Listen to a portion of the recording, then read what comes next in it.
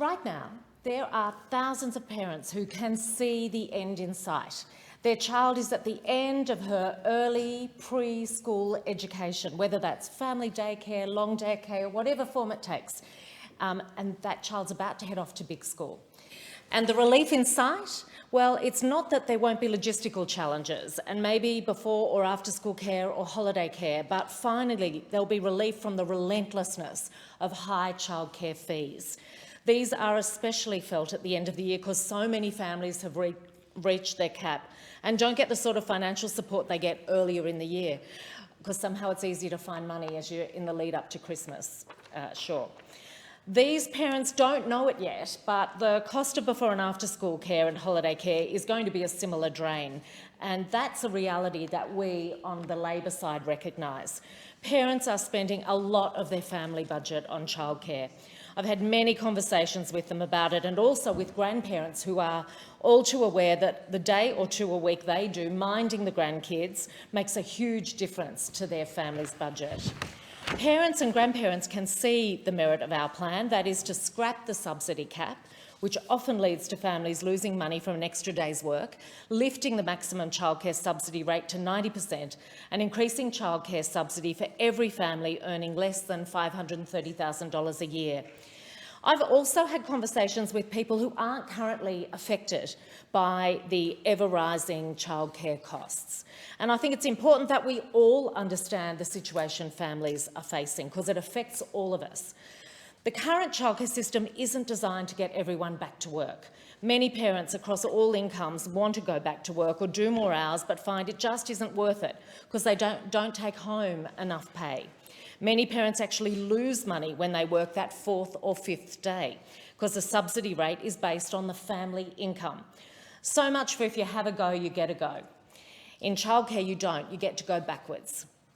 The proof that childcare is too expensive for many families is in the numbers. Only 15% of 3-year-olds in Australia attend early learning, compared to an average of 69% in other developed countries. Underpinning our policy on this side of the House is the belief that quality early learning is important for children's development, because we know the brain development that occurs in those early years.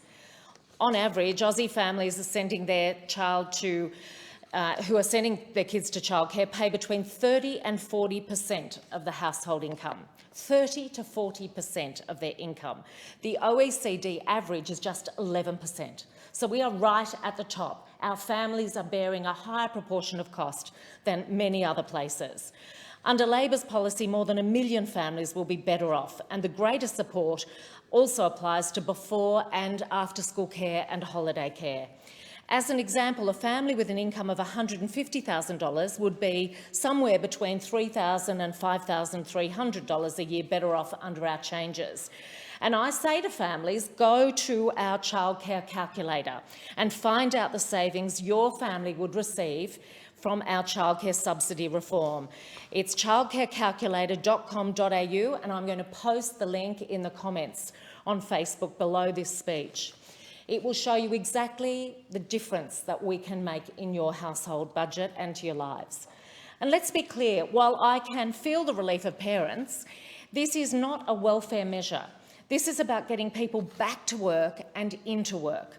Cheaper childcare is good for the economy, it's good for families, and it's good for women. I would add it's especially good for the kids.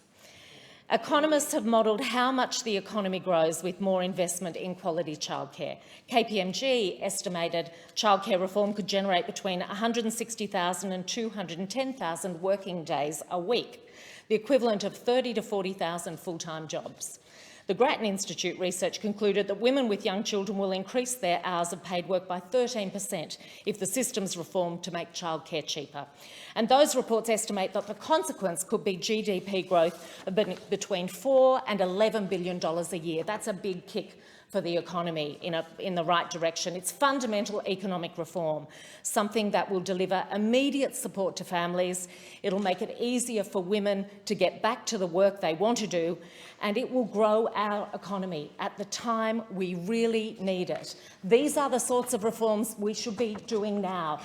Clearly, the government has no plans to bring about any sort of reform. They have no ideas, and it's always going to be Labor who comes up with the great ideas and implements them. The member's time has expired.